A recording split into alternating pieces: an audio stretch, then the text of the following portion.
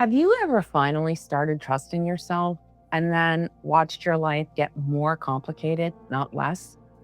That is one of the most disorienting things that happens when you stop abandoning yourself. You expect relief. You expect the path to clear up. Instead, the people around you get confused. The systems you belong to start pushing back.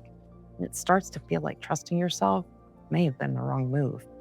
In this video, I'm going to show you why that system disruption happens at the threshold between spring and summer, how to map it on the integrity wheel, and 3 specific anchors to hold the line when the pushback begins.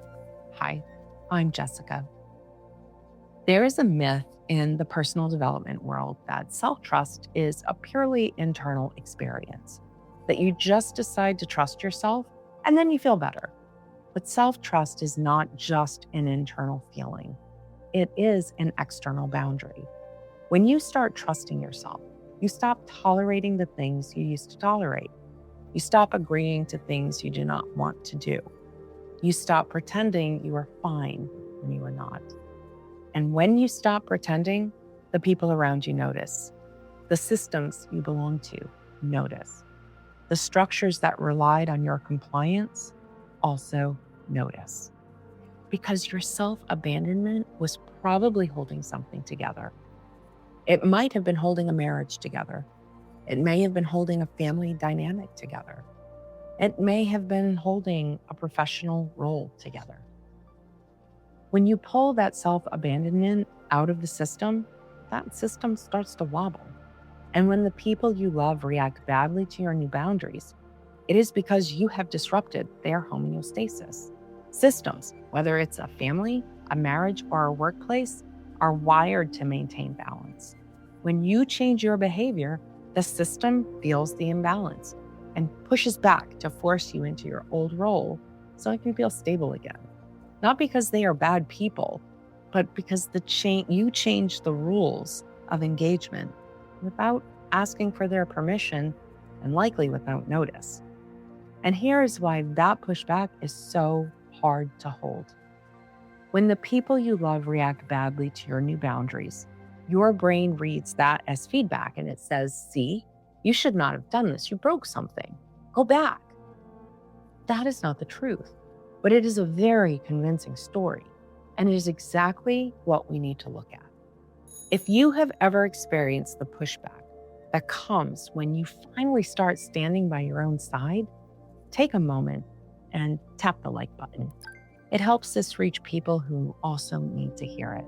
When you start trusting yourself, you are moving from the internal work of spring into the external work of summer. On the integrity wheel, this is the threshold where your internal clarity has to meet the external world. In spring, you are figuring out what is true for you. You are learning to hear your values again and your voice. You are identifying what is important to you, and that work is private. It's often quiet. But eventually, spring has to become summer. And summer is the season of building. It's where you take the truth you found in spring and you start organizing your life around it. You start making choices based on that truth. You start setting boundaries based on that truth. And that is where the friction happens, because the truth you found in spring often directly contradicts the life you built in your previous seasons. You are asking your current life to accommodate a new version of you, and sometimes it cannot. If you spent the last 10 years being the person who always says yes, and in spring you realize you needed to start saying no, summer is when you actually have to say no to your boss. And that is when the friction hits. What I've observed is that people in this phase interpret that friction as failure. The relationship gets harder and they think, I must have done something wrong. The family pushes back and they think, maybe I went too far. But that is oftentimes the wrong read entirely. And here is the part easily overlooked. The friction is not a sign that you broke something. It's a sign that something that was already broken is finally becoming visible. If that pushback you receive when you start trusting yourself is not proof that you are doing something wrong. It is proof that you are doing something real. When people resist your new boundaries, they are not necessarily rejecting you. They are grieving the version of you that was easier for them to manage. You do not have to fix their grief, and you do not have to abandon yourself to make them comfortable. Your responsibility is to hold the line. Your responsibility is to tolerate the discomfort of disappointing people who are used to you disappointing yourself. If this framework is helping you make sense of where you are, please consider subscribing. We release videos 2 to 3 times a week, and this is the type of work we explore together. So, how do you navigate the disruption that comes with self-trust? You start by changing your expectations of what self-trust is supposed to look like. First, expect the friction. Do not be surprised when people push back. Normalize it. When you expect the friction, you are less likely to interpret it as a sign that you made a mistake.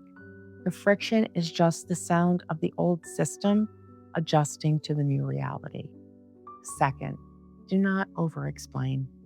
When you start trusting yourself, you will feel a strong urge to justify your choices to everyone around you. You will want them to understand. You will want them to agree. But self-trust does not require consensus. You can state your boundary clearly and kindly without offering a dissertation on why you need it. I am not available for that anymore is a complete sentence. Do not over-explain. Third, allow them to be disappointed. This is the hardest part. You have to build the capacity to tolerate other people's discomfort and disappointment. If you cannot tolerate this, you will eventually return to self-abandonment. If your mother is upset that you will not host the holiday dinner this year, allow her to be upset. You do not need to manage her reaction to maintain your boundary. Allow them to be mad. Allow them to be confused. Their reaction is their responsibility. Your integrity is yours. The cost of self-trust is real. It might cost you some relationships, some comfort, and the illusion that everyone is happy with you. But the reward is that you finally get to live your own life. You get to inhabit your own body. You get to make choices that actually reflect who you are. Eventually, the system will settle. The people who are capable of loving the real you will adjust. The people who were only loving your compliance will fade away. And you will be left with a life that is actually yours. What is one relationship or situation that got harder when you started trusting yourself? Let me know in the comments. In the next episode, we go deeper into what to actually build with that trust. Because once the friction settles, the real question becomes, what do you actually value now? That video is called How to Know What You Actually Value Now, and it's the best place to go next. It'll be on your screen once it's published. This work matters. You matter. And I'll see you in the next one.